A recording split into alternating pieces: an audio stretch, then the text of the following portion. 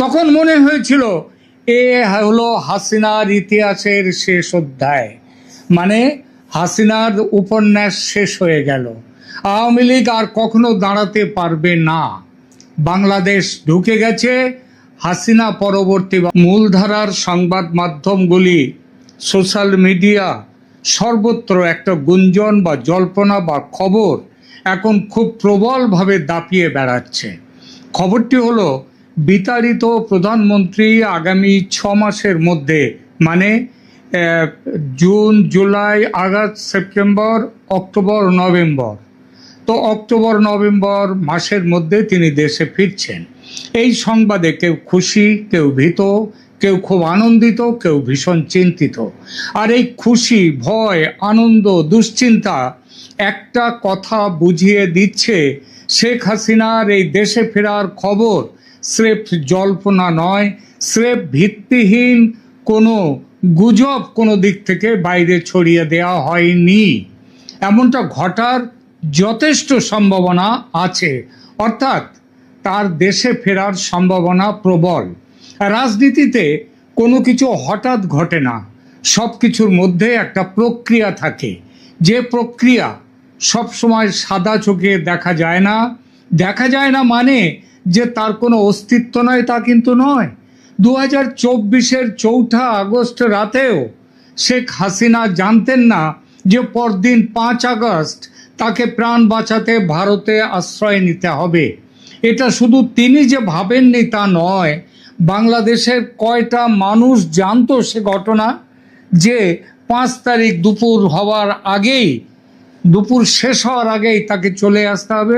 খুব কম সংখ্যক মানুষ যারা হাসিনার পতন ঘটাবার ষড়যন্ত্রে যুক্ত ছিল, কেবল তারাই জানতো, মানে সেনাবাহিনীর এবং যে দেশি বিদেশি রাষ্ট্রদূতরা, দেশি বিদেশি রাজনীতিবিদরা, তারা জানতেন।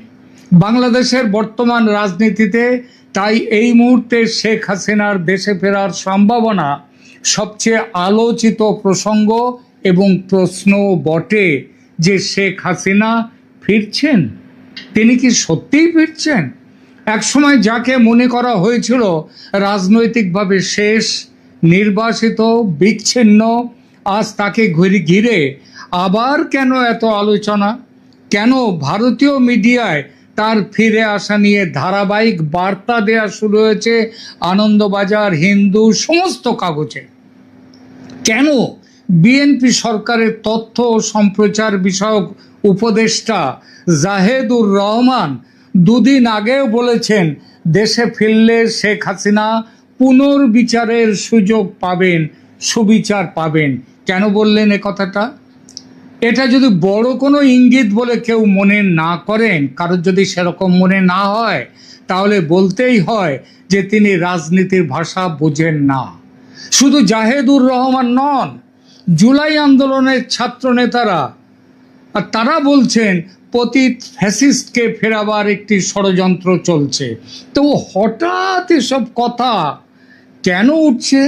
মাহফুজ আলম কেন তার ফেসবুক পোস্টে এরকম কথা লিখলেন?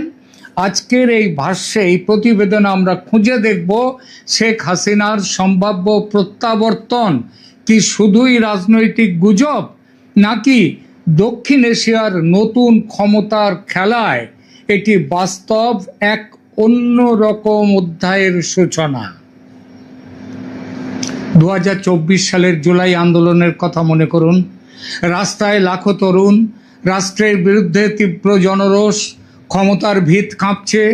আর তারপর বাংলাদেশের দীর্ঘতম সময়ের ক্ষমতাধর নেত্রী শেখ হাসিনার পতন। তখন মনে হয়েছিল এ হলো হাসিনার ইতিহাসের শেষ অধ্যায়, মানে হাসিনার উপন্যাস শেষ হয়ে গেল, আওয়ামী লীগ আর কখনো দাঁড়াতে পারবে না, বাংলাদেশ ঢুকে গেছে হাসিনা পরবর্তী বা পোস্ট হাসিনা যুগে। কিন্তু ইতিহাস খুব কম সময়ই সরল রেখায় চলে। ইতিহাসের চলা নদীর মতো আঁকা বাঁকা পথ ধরে।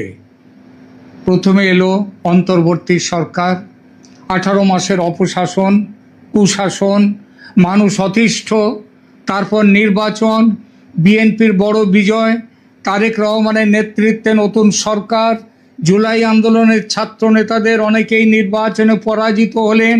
যে বিপ্লবী ঐক্য একসময় অপ্রতিরোধ্য মনে হয়েছিল, তা ধীরে ধীরে ভাঙতে শুরু করলো। ভাঙতে ভাঙতে একেবারে চৌচির। কেন? কারণ আন্দোলন আর রাষ্ট্র পরিচালনা এক জিনিস নয়। রাস্তায় স্লোগান দিয়ে ক্ষমতা দখল করা যায়, কিন্তু রাষ্ট্র চালাতে লাগে সংগঠন, প্রশাসন, অর্থনীতি, আন্তর্জাতিক সম্পর্ক সম্পর্কে জ্ঞান, আর সবথেকে বড় প্রয়োজন দূরদৃষ্টি আর স্থিতিশীলতার জন্য যে কাজ দরকার হয় সেই কাজ। আর সেখানেই শুরু হয়ে গেল নতুন বাস্তবতা, তাই না? বাংলাদেশের মানুষের একটি বড় অংশ খুব দ্রুত বুঝতে শুরু করলো পুরনো ব্যবস্থার বিরুদ্ধে ক্ষোভ থাকলেও, হাসিনার বিরুদ্ধে ক্ষোভ থাকলেও নতুন ব্যবস্থা অসহ্য। আগে হাসিনার আমলে অবিচার ছিল, কিন্তু এত মাৎসন্যায়, এত অপশাসন, কুশাসন ছিল না।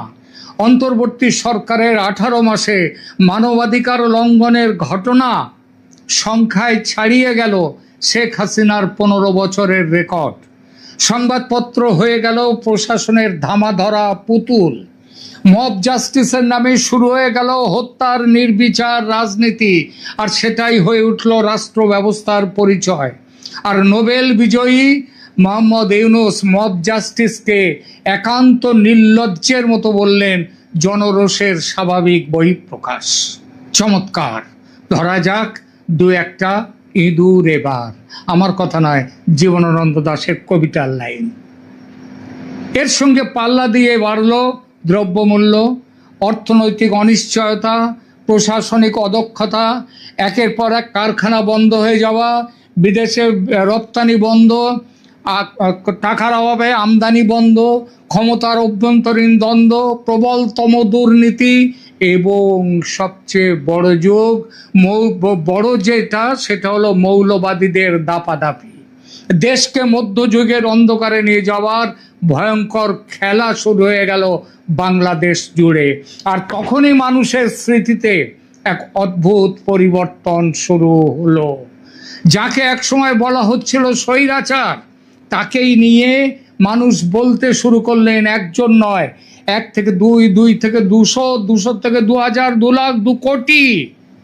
তারা বলতে শুরু করলেন আগে তবুও সিস্টেম চলতো, রাষ্ট্র অন্তত স্থিতিশীল ছিল, আইন শৃঙ্খলা ভালো ছিল, মানুষের হাতে কাজ ছিল, পেটে ভাত ছিল।